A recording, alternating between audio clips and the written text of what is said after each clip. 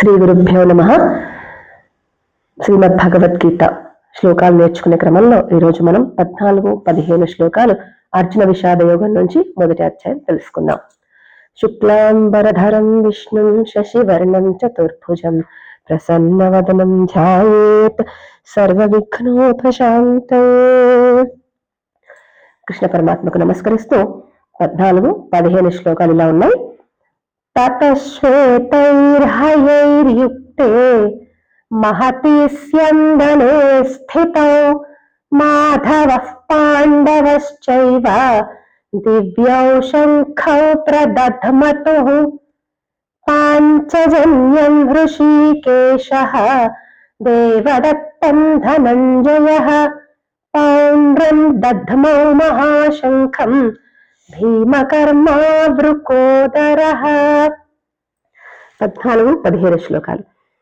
ఎప్పుడైతే కౌరవుల వైపు శంఖనాదం పూరించి మేము ఇంకా యుద్ధానికి సిద్ధంగా ఉన్నామని వాళ్ళు ఎప్పుడైతే చెప్పారో, ఇక ఆ తర్వాత మరి పాండవుల వైపు ఆ సన్నద్ధతను చెప్పాలి కదా.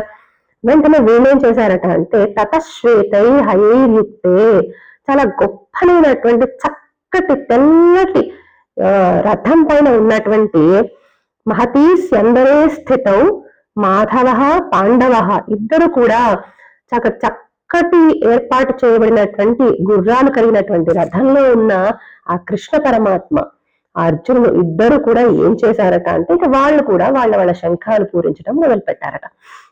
ఇక్కడ మాధవ పాండవ, మాధవుడు, మా అంటే లక్ష్మీదేవికి అర్థం, మా అనే అక్షరానికి, మాధవ అంటే లక్ష్మీదేవి భర్త అయినటువంటి ఆ శ్రీమన్నారాయణుడు, ఆ కృష్ణుడు అనేటువంటి అర్థం మాధవుడు అనేటువంటి శబ్దానికి అర్థంగా మనం చెప్పుకుంటాం. అలాంటి మాధవుడు, పాండవులు కూడా మేమెందుకు తక్కువ, మేము ప్రారంభిస్తామని వాళ్ళ శంఖాలను పూరించడం మొదలు పెట్టారు. మరి వాళ్ళు ఎలా పూరించారో 15వ శ్లోకం మనకు చెప్తోంది. పాంచజన్యం హృషీకేశః దేవదత్తం ధనంజయః. శ్రీకృష్ణుడు పూరించినటువంటి శంఖం పేరు పాంచజన్యం. అలాగే అర్జునుడు పూరించినటువంటి శంఖం పేరు దేవదత్తం. ఇక్కడ అర్జునుడిని మనం ధనంజయుడు అనేటువంటి సంబోధనతో పిలుస్తున్నాం.